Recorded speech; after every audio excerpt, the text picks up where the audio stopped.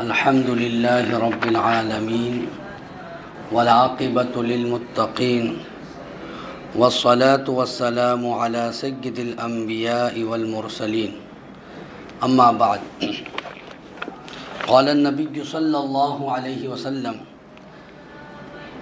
من جاء مسجدي هذا لم يأته إلا بخير يتعلمه أو يعلمه فهو بمنزلة المجاهد في سبيل اللہ۔ اللہ کے پیارے رسول صلی اللہ تعالی علیہ وسلم ارشاد فرماتے ہیں کہ جو میری اس مسجد میں آیا، حضور اپنی مسجد نبوی کے بارے میں فرما رہے ہیں، جو میری اس مسجد میں آیا اور اس کے آنے کا مقصد صرف اور صرف خیر ہے، اور اس کی وضاحت کرتے ہیں یتعلمہ او یعلمہ، یا تو وہ بھلائی سیکھنے کے لیے آیا ہے یا بھلائی سکھانے کے لیے آیا۔ اس کا مقصد کیا ہے؟ بھلائی سیکھے یا بھلائی سکھائے۔ فرمایا فَهُوَ بِمَنزِلَةِ الْمُجَاهِدِ فِي سَبِيلِ اللَّهِ، وہ ایسا ہی ہے جیسا کہ اللہ کی راہ میں جہاد کرنے والا۔ اب ہم تو اللہ کی راہ میں جہاد تو نہیں کر سکتے، تو یہی ہمارا جہاد ہے کہ ہم مسجد آئے تو نماز تو پڑھنا ہی ہے، یہ بھی نیت ہو کہ ہم یا تو کچھ سیکھیں گے یا سکھائیں گے، سکھانے والے سکھائے، سیکھنے والے سیکھے۔ ہاں، اور حضور نے اپنی مسجد کے بارے میں کہا، تو ہم میں سے ہر کوئی تو مسجد نبوی تو نہیں پہنچ سکتا، تو ہم اپنے محلے کی مسجد میں بھی حاضر ہوں اور یہ نیت لے کے حاضر ہو، تو اللہ کی ذات سے امید ہے کہ اللہ تعالیٰ یہی ثواب اور یہی فضیلت ہمیں عطا فرمائے گا۔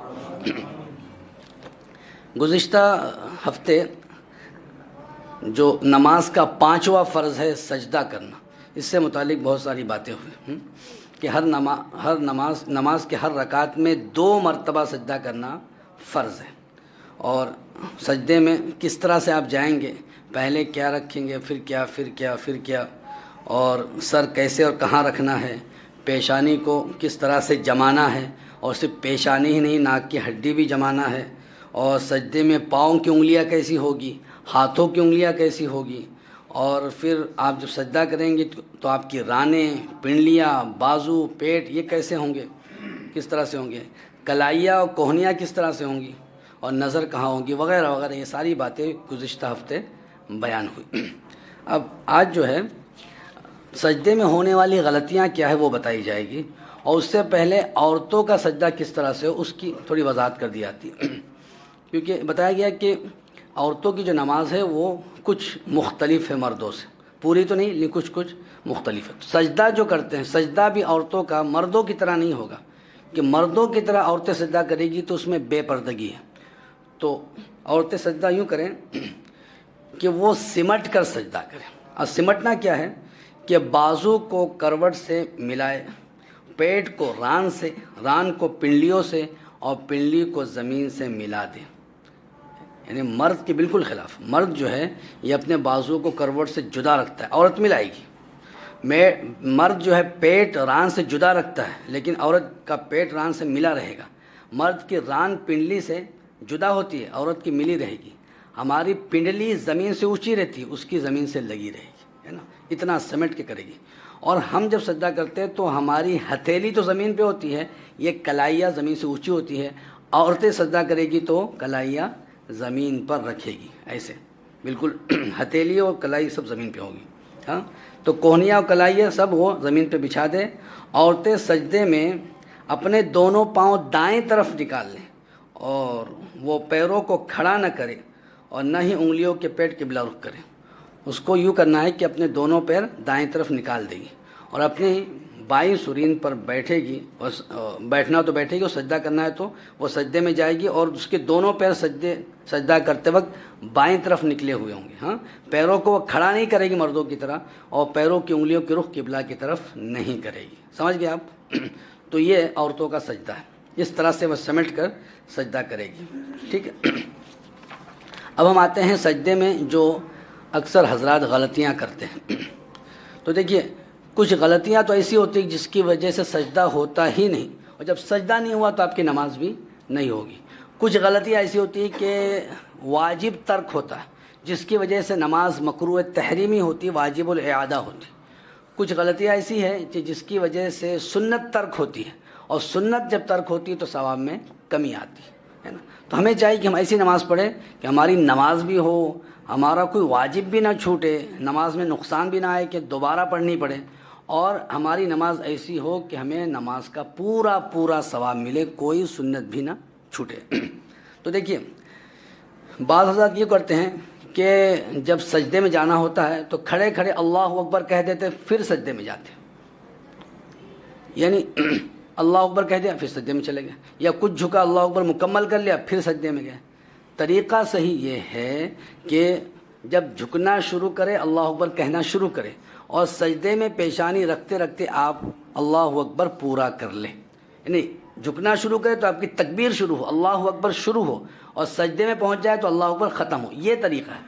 لیکن بعض حضرات کیا کرتے ہیں، کھڑے اللہ اکبر کہہ دی اب سجدے میں جا رہے ہیں، یہ آدھے میں ہی تکبیر پوری کر دی اب سجدہ کر رہے ہیں، تو یہ طریقہ درست نہیں ہے۔ اور بعض حضرات یوں کرتے ہیں کہ اتنا لمبا تکبیر کو کھینچتے ہیں کہ سجدے میں پہنچنے کے بعد بھی اللہ اکبر کہتے رہتے ہیں، اس کو کھینچتے رہتے ہیں، تو یہ بھی طریقہ درست نہیں۔ درست طریقہ کیا ہے، ہر رکن میں کوئی بھی رکن ہو کہ جب وہ شروع کرے تو تکبیر شروع ہو، اور وہ ختم ہوتے ہوتے تکبیر ختم ہو جائے، ہے نا۔ تو جھکنا شروع کرتے اللہ اکبر، اکبر کہا تو آپ کی پیشانی زمین پہ لگ گئی ایسے، ٹھیک ہے، تو اسے یاد رکھیں۔ دوسری بات، بعض حضرات نماز پڑھتے ہیں تو ان کی ناک زمین سے نہیں لگتی، پیشانی تو لگ گئی، پیشانی ٹکا دیا اور ایسی ٹکا اٹھا دیا کہ ناک بالکل نہیں لگتی، ٹھیک ہے۔ اور بعض حضرات وہ ہوتے ہیں کہ ناک تو لگتی ہے لیکن ناک کی نوک لگتی، ہڈی نہیں لگتی، یہ ناک کی ہڈی نا یہ لگنا چاہیے، جمنا چاہیے، جیسے پیشانی جمتی ہے نا جیسے ناک کی ہڈی بھی جمے، ٹھیک ہے، تو یہ بھی لگنا چاہیے۔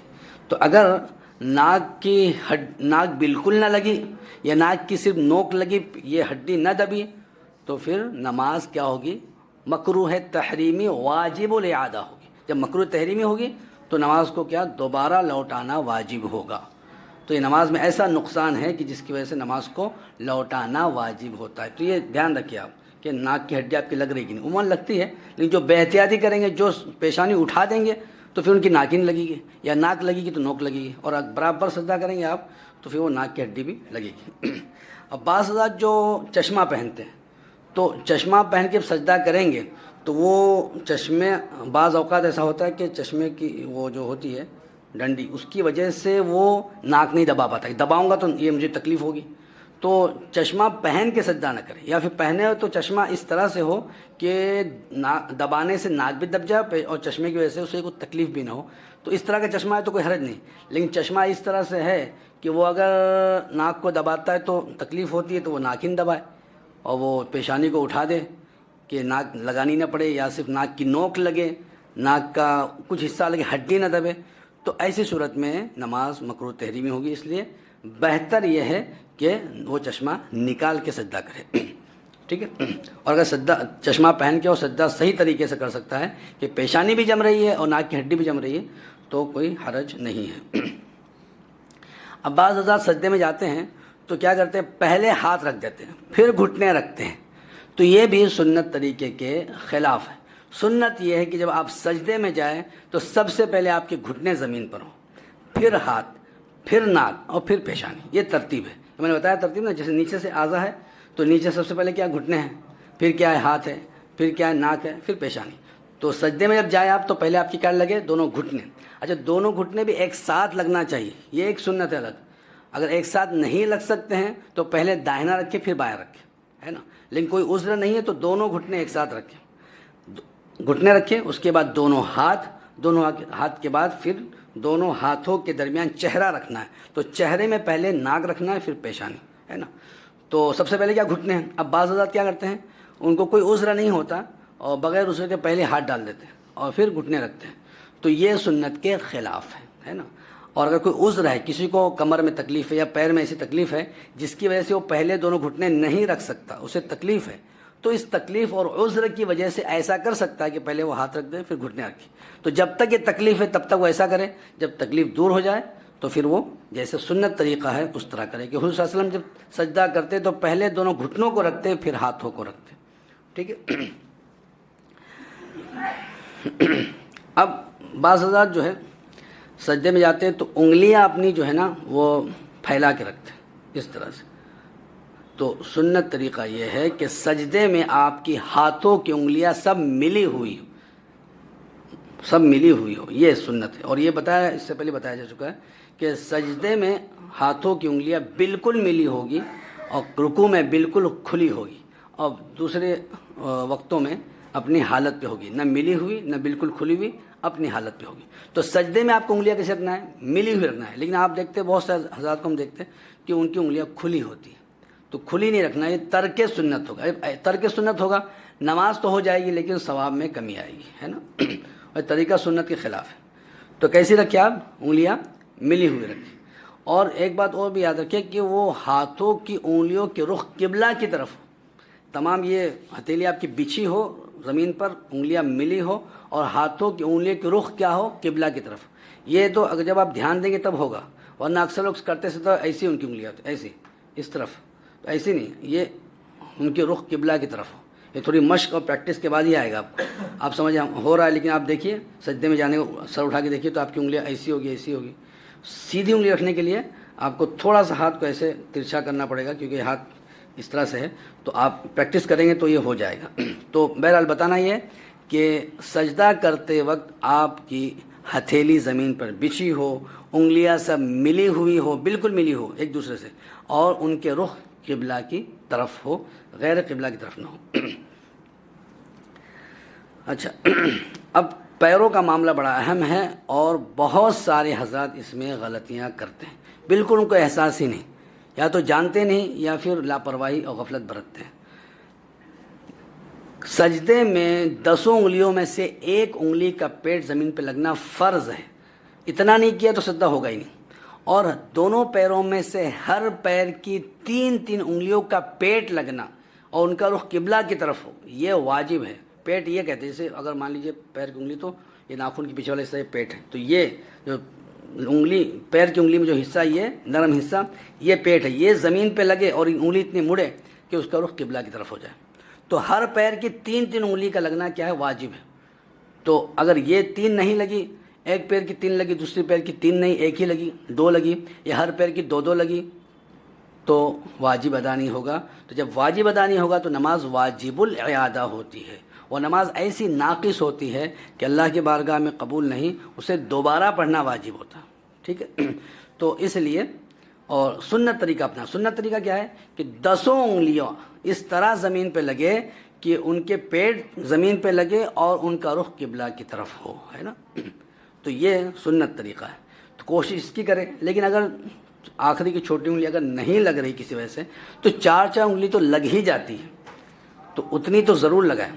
اور کوشش کریں گے آپ تھوڑا سا, تو وہ 5 ہر پیر کی 5 یعنی 10 انگلی کا پیٹ زمین پہ لگ جائے گا. لیکن ہم دیکھتے ہیں کہ اتنی لاپرواہی سے لوگ سجدہ کرتے ہیں کہ سجدے میں جاتے اپنے دونوں پیروں کو اٹھا لیتے, اوپر کر لیتے. تو اب یہ تو ایک بھی انگلی نہیں لگی تو سجدہ ہی نہیں ہوا. بعض حضرات یوں کرتے ہیں کہ وہ پیروں کو موڑ لیتے ہیں, تو بجائے انگلیوں کے اندرونی حصہ لگنے کے باہر کا حصہ زمین پہ لگتا ہے, ایسے ہو جاتا ہے. جبکہ آپ کو ایسے رکھ کے موڑنا ہے, وہ پیچھے والا حصہ لگا دیتے ہیں, تو ایک بھی انگلی نہیں لگی, سجدہ ہی نہیں ہوا. ٹھیک. اس طریقے سے بعض لوگ یوں کرتے ہیں کہ انگلیاں تو لگاتے ہیں, 10 انگلی ان کی لگ رہی ہے, لیکن ایک بھی انگلی کا پیٹ نہیں لگ رہا. ایسے سب کی کنارے لگ رہے, نوک ایسے لگا دیے, سب کے کنارے نوک لگ رہی.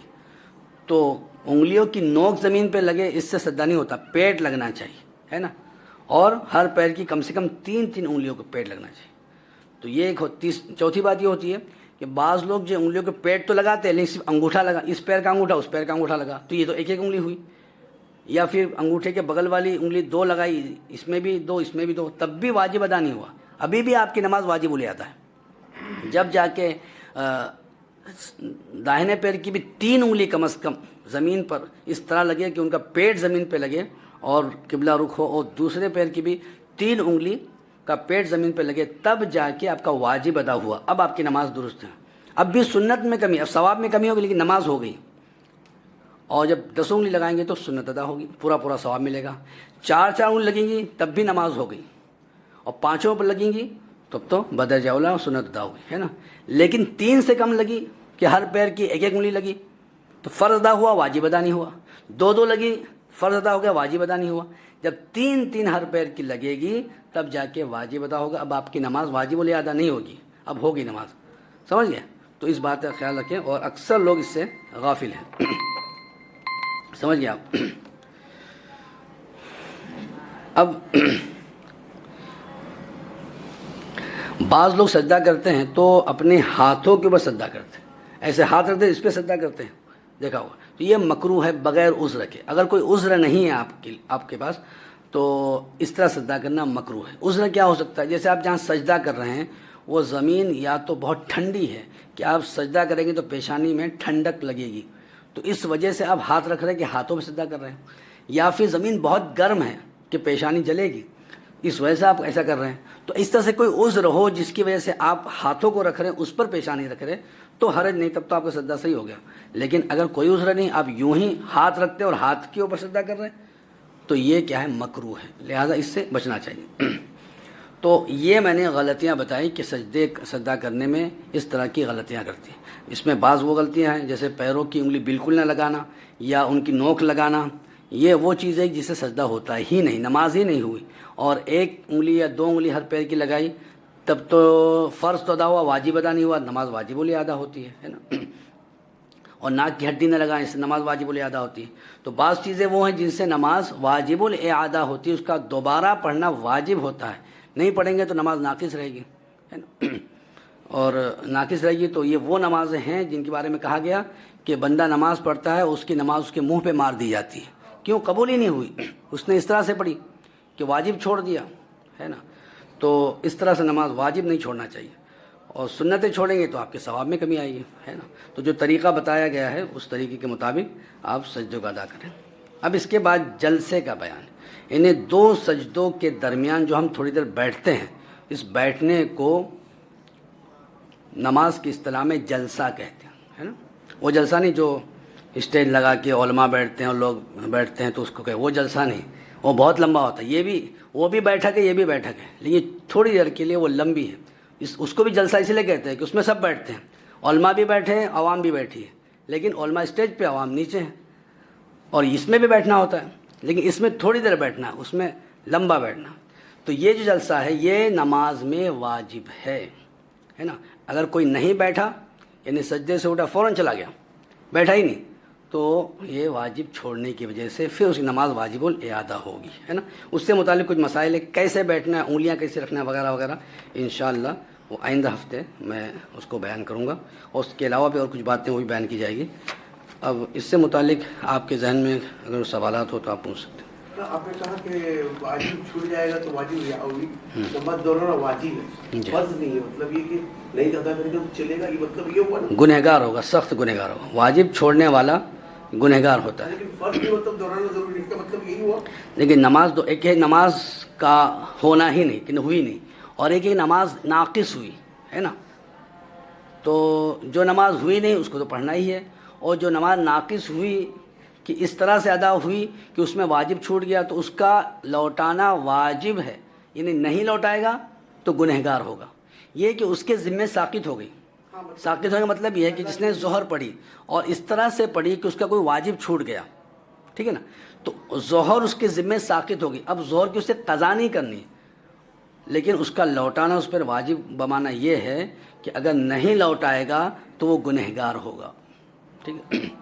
یہ جو سجدے کے اندر اگر انسان کبھی کوئی پتھریلی زمین پہ نماز پڑھ رہا اور سجدے میں پیشانی نہیں جمی، انہوں نے پوچھا پتھریلی زمین. دیکھیں پتھریلی زمین تو اور سخت ہے تو پیشانی تو جمیں گی، کیوں نہیں جمیں گی. لیکن یہ ہے کہ اوپر نیچے ہوگی تو دیکھیے یہ اللہ نے پیشانی اسی بنائی نا، گول بنائی ہے نا. تو پیشانی کا کوئی حصہ اچھی طرح سے جم جائے تو اتنا کافی ہے نا. پیشانی جم جائے. اچھا تو دیکھو پہاڑی کے اوپر بالکل وہاں پہ نہیں پڑھنا چاہیے کہ پہاڑ جہاں اوپر نیچے وہاں نہیں پڑھنا چاہیے، تو ہٹ کے پڑھیں آپ. تو اگر کسی بھی ایسی جگہ نماز پڑھتے ہیں جہاں اونچی نیچی زمین ہے تو پیشانی کا کوئی حصہ آپ کا اچھی طرح جم جائے. پوری پیشانی جمنا تو دشوار ہے وہاں کی زمین اونچی نیچی، تو کوئی حصہ آپ کا جم جائے تب بھی سجدہ ادا ہو جائے گا. پیشانی کے جمنے میں پیشانی کا ٹھہرنا ضروری ہے. کئی لوگ سر ہلاتے ہیں. نہیں، وہ سر ہلتا رہے ہے نا، جیسے وہ اسپرنگ والا معاملہ ہوتا ہے ہلتا رہتا ہے، ویسا نہیں. سر ایک بار جم جائے ہے نا، ٹھہر جائے کہ اب دبانے سے پیشانی نہ دبے، تو یہ ہے اس کا جمنا، تو اس سے سجدہ ہوگا. فرض نماز جماعت سے پڑھ رہے ہیں، ایک رکعت چھوڑ گئی، باقاعدہ 3 پڑھنا ہے، غلطی سے 4 پڑھ لی، تو کیا کرنا؟ نماز دہرانا یا سجدے سو کرنا؟ ہاں، انہوں نے پوچھا کہ ایک چھوٹی سے 3 پڑھنا، 4 پڑھ لی، تو 4 پڑھ لی تو آخر میں سجدے سو کر لے، نماز ہو جائے گی. دہرانے کی ضرورت نہیں ہے. نہیں. سجدے میں بھی ایسا ہوتا ہے. ہاں، سلام، دیکھو سلام آپ نے سلام پھیر دیا، انہیں نماز میں یاد آ گیا، سجدے سو کریں گے. سلام پھیرنے کے بعد بھی یاد آیا، اور ابھی نماز سجدے سو، نماز سلام پھیرنے کے بعد کوئی ایسا کام نہیں کیا ہے جو نماز کے خلاف ہے، انہیں بات چیت نہیں کی ہے، مسجد میں تھا تو مسجد سے اٹھ کے باہر نہیں چلا گیا، تو یہ سب کام نہیں ہوا، تو اب بھی آپ سجدے سو کر سکتے ہیں. ہاں، اور اگر آپ نے بات کر لی یا اٹھ کے مسجد سے باہر چلے گئے تو اب لوٹانا پڑے گا. ایک دفعہ 2 کی جگہ 3 سجدے بھی کر لیتے ہیں. کس میں؟ تبدل کر لیے. نماز کا سجدے سو. ہاں، انہوں نے پوچھا کہ بجائے 2 کے 3 سجدے کر لے، تو کسی نے 3 سجدے کر لیے، اسے یاد ہے کہ میں نے 3 سجدے کیے، تو آخر میں سجدے 100 کر لے، نماز ہو جائے گی. اب سجدہ 100 غلطی سے 3 کیا تو نہیں، دیکھیے سجدے، ابھی انہوں نے ایک سوال کیا کہ سجدے 100 3 کر لیا. دیکھیے سجدے 100 جو ہے نا وہ غلطی کے لیے، اب اس کے لیے پھر سجدے 100 نہیں ہے، سجدے 100 کے لیے سجدے 100 نہیں ہے، لہٰذا وہ اب بار بار نہیں کرے گا، ورنہ پھر کوئی غلطی پھر سجدے 100 پھر سجدے 100، تو سجدے 100 نماز میں ایک ہی بار ہے، تو ایک بار کر لے گا، اس کے بعد پھر سلام پھیر نماز ہو جائے گی. ہو جائے گی. ہاں، غلطی سے کر لیا وہ، بعد میں وہ سلام پھیر دے، نماز ہو جائے گی. ایک سوال تھا کہ ابھی جیسا ہم حنفی مسلح اور شافعی مسلح میں فجر کی نماز میں لوگ کیا کرتے ہیں کہ سلام پھیر دیتے، پھر بعد میں وہ اپنا الگ سے سلام کرتے تھے، سجدہ کرتے، تو اس کے بارے میں بتائیے نا. ہاں، دیکھیے تو شافعیوں کا مسئلہ ہے، پھر بھی سن لیجئے کہ امام شافعی کے نزدیک فجر کی دوسری رکعت میں رکوع سے کھڑے ہونے کے بعد دعائے قنوت پڑھی جاتی ہے، تو وہ ہاتھ اٹھا کر دعائے قنوت پڑھتے ہیں. ٹھیک ہے، اور یہ ان کے یہاں جو ہے یہ ان کے یہاں جو ہے کیا کہتے ہیں، وہ سنت، ان کا ایک خاص نام ہے، ان کے واجبات نہیں ہیں، سنتیں ہیں، اور 2 طرح کی سنتیں ہیں. تو ایک سنت وہ ہے جس کا درجہ ایسا ہے جیسا کہ ہمارے یہاں واجب کا درجہ ہے، ایسا درجہ ہے، اس کا اچھا ہی نام ہے، مجھے یاد نہیں آ رہا ہے. بہرحال تو وہ جو سنتیں ہیں وہ جب چھوٹ جاتی ہیں تو ان کے یہاں سجدے 100 کرنا بھی سنت ہوتا ہے، یا سنت موقدہ جیسا، سمجھ گئے آپ. تو چونکہ وہ حنفی کے پیچھے نماز پڑھتے ہیں، اور حنفی امام جو ہے وہ رکوع سے کھڑے ہونے کے بعد دعائے قنوت تو پڑھتا نہیں، وہ فوراً جو ہے سجدے میں چلے جاتا ہے، تو اب ان کی دعائے قنوت چھوٹ جاتی ہے. تو اب چونکہ دعائے قنوت چھوٹی ہے اس لیے وہ سجدے 100 کرتے ہیں، اور وہ بھی سجدے 100 کرنا ان کے لیے سنت ہے، اگر نہ کرے تو حرج نہیں. لیکن یہ ان کے علماء فرماتے ہیں، میں نے ان کے ایک مفتی سے پوچھا تھا تو وہ کہا کہ کر لینا بہتر ہے، لیکن نہیں بھی کرے تو حرج نہیں، لیکن کر لینا بہتر ہے، تو بہتر بھی عمل کرتے ہیں، کر لیتے ہیں. جس پہ سجدہ سو جیسا غلطی ہو کے کرنا ہے، اب اس نے نہیں کیا، جیسا آپ نے بتایا بات نہیں کی اور مسجد میں رہا، تو کس طرح سجدہ سو کرنے کا مطلب نہیں. انہوں نے پوچھا سجدہ سو کیسے کریں گے، یہ سلام پھیرنے کا بیٹھا ہے، اب یاد آیا کہ میرا فلاں واجب چھوٹا تھا یا کچھ گڑبڑی ہوئی تھی، آگے پیچھے ہوا تھا، تو اب وہ بیٹھا ہے، بیٹھے بیٹھے سجدے میں چلے جائے، بیٹھے بیٹھے سجدے میں ایک سجدہ کر لے، دوسرا کرے، اب بیٹھے، اور بیٹھنے کے بعد پھر تشہد پڑھے اور درود ابراہیم پڑھے، دعائے معصورہ پڑھے، اور پھر سلام پھیر دے. کھڑا ہو گیا تو کیا؟ نہیں، کھڑے ہونے سے، اگر مسجد میں ہے تو کھڑے ہونے سے نہیں ہوگا، مسجد سے باہر ہو جائے نا، یہ مکان بدل جائے تب کھڑا ہو گیا تو پھر بیٹھ جائے. پھر بیٹھ جائے. اب سجدہ 2 سجدے کرے پہلے، پھر تشہد وغیرہ پڑھے. اگر امام نماز پڑھا رہا ہے اور عوام کی ایک رکعت چھوٹ گئی تھی، جب امام کو سجدہ سے کرنا تھا تو مقتدی بھی ایک سلام پھیرے گا جس کی ایک رکعت باقی تھی. دیکھیے انہوں نے پوچھا ہے کہ مقتدی جس کی 1 رکعت گئی ہے، 2 رکعت گئی ہے، اور امام سجدے 100 کر رہا ہے، تو ظاہر سی بات ہے امام سجدے 100 کرے گا تو ایک سلام تو پھیرے گا، پہلے ایک سلام پھیرا اور اب وہ اب سجدے میں گیا ہو، تو مسبوق جس کی رکعت چھوٹی اس کو مسبوق کہتے ہیں. یہ اصطلاحی بات بھی آپ لوگ یاد رکھیے، مسبوق کسے کہتے ہیں. ابھی میں نے کہا جلسہ، تو جلسے کیا معنی ہے یہاں، اس سے پہلے ایک لفظ ہے قومہ، تو قومے کا کیا معنی ہے. بہرحال تو مسبوق اسے کہتے ہیں جس کی شروع سے 1 یا 2 رکعت 3 رکعت چھوٹ گئی ہو، ہے نا. امام کے ساتھ شروع سے شامل ہے, شروع شامل ہوا تب تو پوری رکعت مل گئی, لیکن جس کی جو شروع میں شامل نہیں ہوا, ایک چھوٹی یا دو چھوٹی یا تین یا سب چھوٹی, تو اس کو کیا کہتے ہیں, مسبوق کہتے ہیں. تو امام جب سجدے سہو کے لیے سلام پھیرے گا, اب تو کسی کو نہیں معلوم کہ سلام جو پھیر رہا ہے وہ سجدے سہو کرنے کے لیے پھیر رہا ہے, کس لیے پھیر رہا ہے, نہیں معلوم ہے نا. وہ تو جب سلام پھیرنے اور سجدے میں جائے گا اب پتہ چلے گا ارے یہ تو کچھ غلطی ہوئی ہے امام صاحب سے, تو وہ سجدے کے لیے جا رہا ہے. تو مسبوق کو تو ایسے حکم یہ ہے کہ وہ امام کے ساتھ سلام نہ پھیرے. مسبوق کو کیا حکم ہے, اگر امام سے سجدے سہو نہ واقع ہوتا اور وہ نماز ختم کرنے والا سلام پھیرتا تو کیا مسبوق پھیرتا, نہیں پھیرتا, اس کو نہیں پھیرنا, بلکہ پھیرے گا سجدے سہو واجب ہو جائے گا اس پر. مسبوق یہ مسئلہ بھی یاد رکھیے, لوگ سلام بھی پھیر دیتے, نماز بھی پڑھ لیتے پوری کر لیتے, سجدے سہو نہیں کرتے. اگر امام کے سلام پھیرنے کے بعد مسبوق نے, یعنی جس کی ایک دو رکعت چھوٹی ہے, اس نے سلام پھیر دیا امام کے سلام پھیرنے کے بعد, اب اسے یاد آ رہا ہے مجھے سلام تو نہیں پھیرنا تھا, تو اب اس کو سجدے سہو کرنا پڑے گا اپنی ایک رکعت یا دو رکعت پوری کر کے, ٹھیک ہے. تو اس کو تو سلام پھیرنا ہی نہیں امام کے ساتھ, جب پھیرنا نہیں ہے تو وہ سلام نہیں پھیرے گا, پہلے بھی نہیں پھیرے گا. اب دو سجدے کر کے بیٹھے, اب امام سلام پھیر رہا ہے, اب تو نماز ختم کرنے والا سلام پھیر رہا ہے, اب تو اس کو بدرجہ اولا پھیرنا نہیں. تو مسبوق جو ہے امام کے ساتھ کبھی بھی سلام نہیں پھیرے گا, چاہے امام سے غلطی سجدے سہو والا سلام پھیر رہا ہو یا نماز کو ختم کرنے والا سلام پھیر رہا ہو. دونوں سلاموں میں جو مسبوق ہے جس کی ایک دو رکعت چھوٹی ہے وہ سلام نہیں پھیرے گا. جب وہ دوسرا سجدہ کرے سلام کرے تب وہ سلام پھیرے, مطلب یہ ہوا نہیں, اس مسبوق کہاں پھیرنا, مسبوق کو نہیں پھیرنا. اب پھیرے گا, میں بتایا اگر امام کے وہ مسئلہ اتنا وہ ہے کہ اس پہ عمل نہیں ہو پاتا کہ کسی نے امام کی بالکل ساتھ سلام پھیرا, جیسے امام نے پھیرا ویسے, تو اس پہ سجدے سہو نہیں ہے, لیکن امام کے کچھ بھی بعد سلام پھیرا تو سجدے سہو ہے. اور ہوتا یہی ہے, سب جو سلام پھیرتے امام کے سلام پھیرنے کے بعد ہی پھیرتے ہیں نا, کہ امام کے بالکل ساتھ پھیرتے ہیں, ایسا ہوتا نہیں. تو امام نے السلام کہا, اس نے بھی پیچھے السلام کہہ دیا, تو اس پہ سجدے سہو واجب ہو گیا. سلام تو نہیں پھیرے گا مگر وہ سجدے میں جائے گا کیا امام کے پیچھے؟ ہاں یہ سوال کیا, تو یہ تو جائے گا. اگر مسبوق جو ہے جس کی ایک دو رکعت چھوٹی ہے, مثال کے طور پہ ایک رکعت چھوٹی ہے اور 3 رکعت اسے ملی ہے, تو امام سے جو غلطی ہوئی ہے وہ جو 3 رکعت ملی اس میں غلطی ہوئی, تب بھی مسبوق امام کے ساتھ سجدہ سہو کرے گا. اور چاہے وہ غلطی اس وقت ہوئی تھی جب مسبوق شامل ہی نہیں ہوا تھا, یعنی پہلی رکعت میں غلطی ہوئی تھی اور وہ شامل نہیں ہوا تھا, یا اس کی 2 رکعت چھوٹی ہے, تیسری رکعت سے اس نے امام کو جوائن کیا, تو پہلی 2 رکعت میں غلطی ہوئی تھی, وہ شامل نہیں تھا, اس کے باوجود امام سجدہ کرے گا, سجدے سہو کرے گا, تو وہ بھی کرے گا. خالی سلام نہ پھیرے, سجدہ کرے. ہاں سلام نہیں پھیرے گا, سجدے سہو کرے گا. اگر وہ سلام پھیرتے تھوڑا اٹھ گیا ہے تو اگر سجدے میں واپس جا رہے ہیں تو ہاں یہ بھی انہوں نے سوال کیا, ایسا ہو سکتا ہے کہ جس کی ایک دو رکعت چھوٹی ہے تو امام نے سلام پھیرا اور پھر امام سجدے میں گیا, وہ کھڑا ہو گیا, انہیں یہ سمجھ کے کہ ابھی تو امام دوسرا سلام پھیرے گا ہی, اور جلدی میں پھٹ سے کھڑا ہو گیا اور امام صاحب گئے سجدے میں, تو اسے حکم ہے کہ لوٹ آئے, وہ لوٹ آئے, قیام میں تو لوٹ آئے, رکوع میں لوٹ آئے.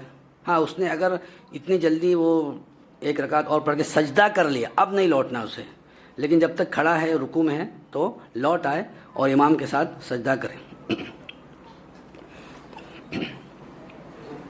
واجب الاعادہ کا وقت کتنا رہتا ہے, وہی نماز کا وقت پورا کرنے بعد میں کبھی پڑھ سکتے ہیں. انہوں نے پوچھا ہے کہ واجب الاعادہ کا وقت کیا ہے. دیکھیے دراصل واجب الاعادہ تو بہتر یہ ہے کہ جو نماز جس وقت کی ہے اسی میں وہ نماز کو دہرا لیا جائے, لیکن اگر وہ وقت بھی چلا گیا تب بھی اس کا اعادہ واجب رہتا ہے, اس لیے کہ ایک مرتبہ نماز آپ نے شروع کر دی نا تو آپ پر واجب ہو جاتی ہے. کیا ہو جاتی ہے, واجب ہو جاتی. تو آپ نے شروع کیا اور اس میں نقص آیا, ایسا نقص آیا کہ جس کا اعادہ ضروری تھا, تو لہٰذا وہ آپ بعد میں بھی اس کو پڑھیں. قضا کی نیت نہ کریں, قضا نہیں ہوگی, ہاں اس کی کیوں فرائض تو سب ادا ہو گئے, تو صرف اعادہ کی نیت کریں. کیا اعادہ کر رہا ہوں میں, ہاں اعادہ مطلب لوٹا رہا ہوں.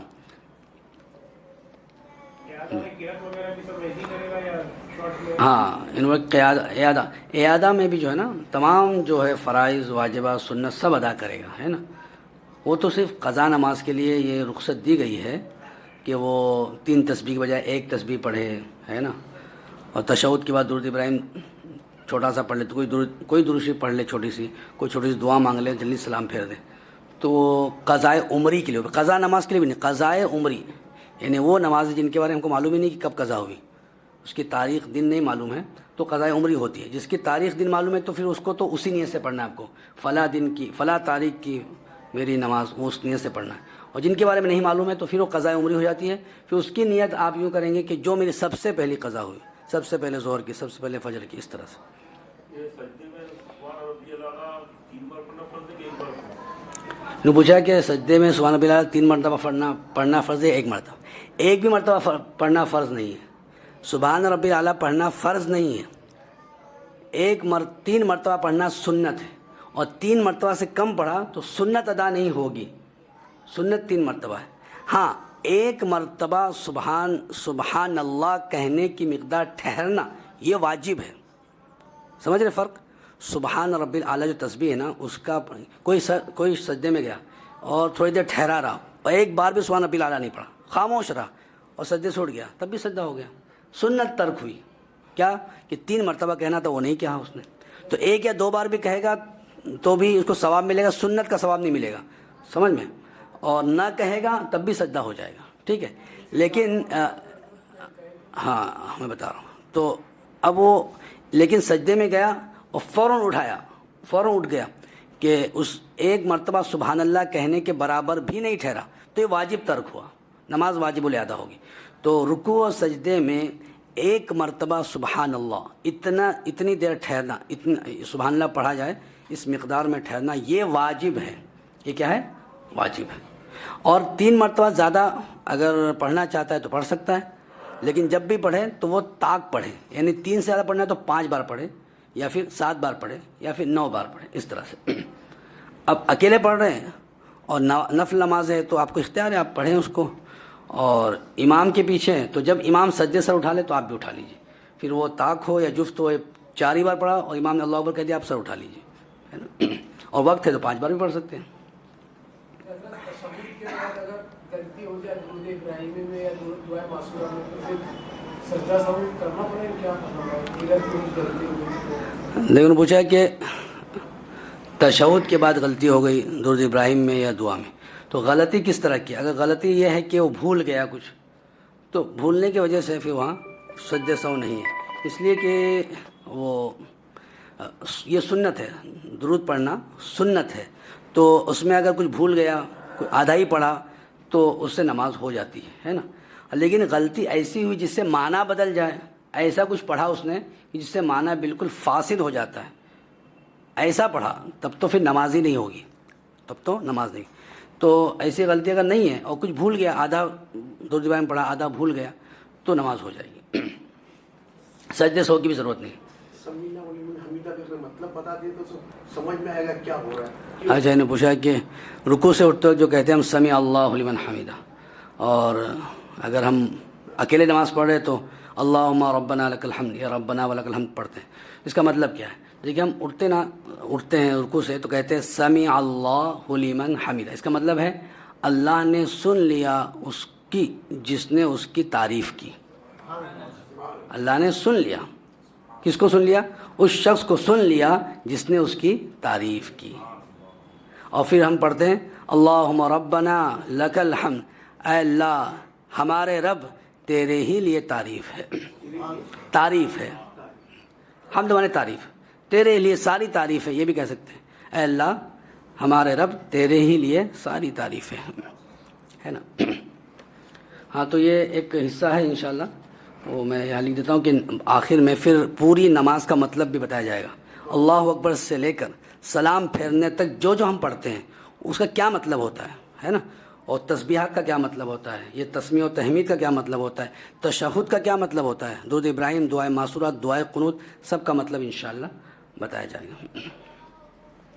ٹھیک. سبحانک اللہم و بحمدک اشہد ان لا الہ الا انت استغفرک واتوب الیک. یا الہ العالمین، جو مسائل یہاں بیان کیے گئے، سجدے کا طریقہ بتایا گیا، سجدے میں ہونے والی غلطیاں بتائی گئی اور یہاں مسائل پوچھے گئے، ان کے بیان کرنے میں اگر کوئی غلطی واقع ہو گئی تو اپنے فضل و کرم سے معاف فرما. ہمیں ان باتوں پر عمل کی توفیق عطا فرما، انہیں یاد رکھ کر دوسروں تک پہنچانے کی توفیق رفیق عطا فرما. یا الہ العالمین، ہمیں شریعت مطہرہ کے مطابق زندگی گزارنے کی توفیق عطا فرما. نماز پنجگانہ با جماعت کی پابندی نصیب فرما. ہمیں مسنون طریقے پر نماز ادا کرنے کی توفیق عطا فرما. گناہوں سے پاک و صاف ایمانی اور اسلامی زندگی عطا فرما، ہم سب کا خاتمہ ایمان پر فرما، خاتمہ بالخیر فرما، موت کے وقت کلمہ نصیب فرما۔ وصلی اللہ تعالی علی خیر خلقہ محمد وعلی آلہ وصحبہ اجمعین برحمتک یا ارحم الراحمین۔ ایک